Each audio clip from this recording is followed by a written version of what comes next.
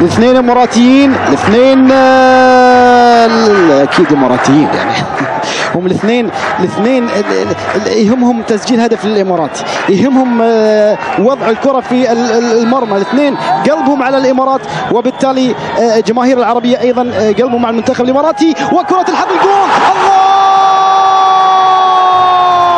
الاثنين حلوين، الاثنين حلوين، وخليل احلى الحقيقه في هذه اللعبه، الاثنين حلوين. واحمد خليل، احمد خليل بيحط الكره ويسجد لله شكرا، ويسجد لله شكرا. الاثنين حلوين، والاحلى خليل اللي حطها بالجول بشكل روعه، بشكل حلو، ولا احلى ولا اروع. برافو يا شباب، حلوه يا شباب، وكره من ثابته بتنحط من احمد خليل، حطها بعقل والله، عدت ومرت وراحت في مقتل على حارس المرمى.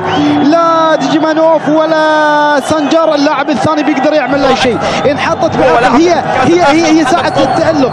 محمد استلمها، يحاول يمررها، يلا يا احمد يا علي، يلا يلا يلا، وهي ومحاوله جول! يا سلام اماراتي، يا سلام اماراتي!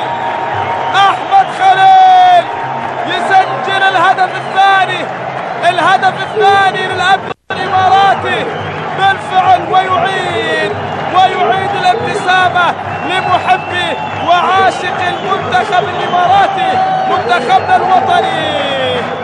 يا سلام، ملحمة كروية، وسنخضع القارة الآسيوية بإذن الله.